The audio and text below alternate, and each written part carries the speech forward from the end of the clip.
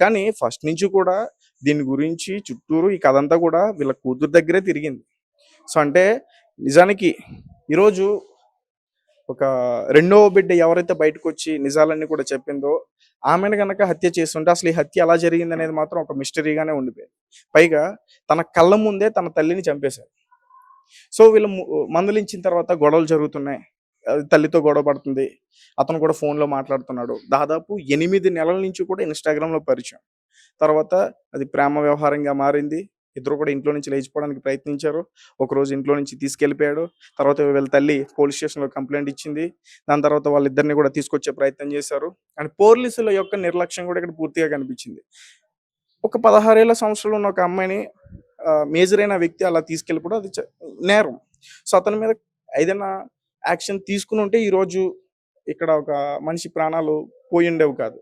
వాళ్ళు కౌన్సిలింగ్ ఇవ్వడానికి ట్రై చేశారు. మందలించడానికి ప్రయత్నం చేశారు.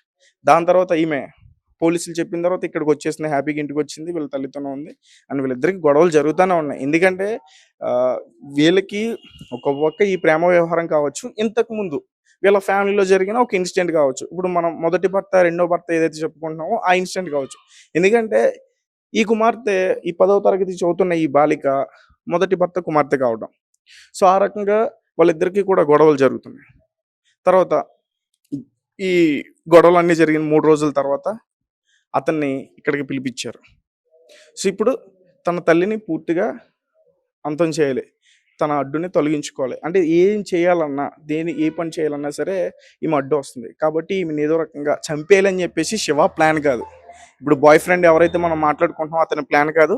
లేదంటే అతని తమ్ముడు ఇంకొక వ్యక్తి యశ్వంత్ అతని ప్లాన్ కూడా కాదు.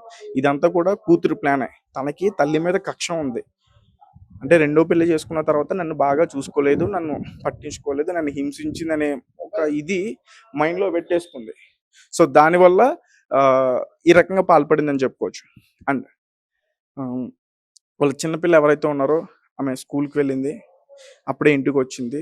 ఇంటికి వచ్చిన తర్వాత అమ్మకి ఈ బాలేదు, కింద పడిపోయింది అమ్మ. ఒకసారిగా స్పృహ లేదు అమ్మకి. నువ్వు వెళ్ళి ఎవరినన్నా మీ ఫ్రెండ్స్ని తీసుకురా ఒకసారి అని చెప్పేసి చెప్పింది.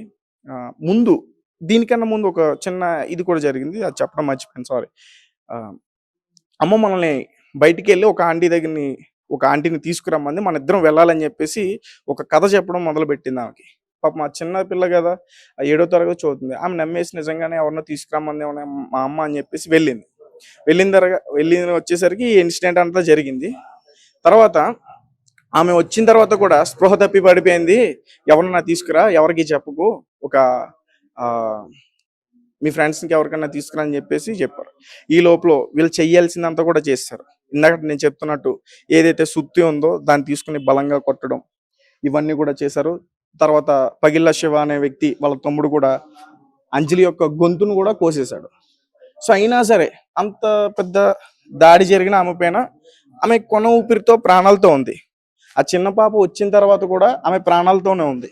అయినా సరే కనీసం నా సొంత తల్లి అనే కనికరం లేకుండా బ్రతుకున్న ఆమెని తన చెల్లెల ముందే కొట్టి చంపేశారు. అప్పటికి ఆమె ఏడుస్తూ అమ్మ అమ్మ అని ఏడుస్తూ ఆమె బ్రతికించడానికి పాపం ఆ చిన్నపిల్ల ఆ కాళ్ళు చేతులు రుద్దటం ఇవన్నీ కూడా చేసింది. అయినప్పటికీ కూడా నువ్వు ఎంత ఇది చేసినా ఆమె బ్రతకదు, ఆమె చనిపోయింది, ఆమె లేవదంటూ కూడా ఆమెకి చెప్పేసింది. అండ్ ధైర్యంగా ఇక్కడే ఉండిపోయారు.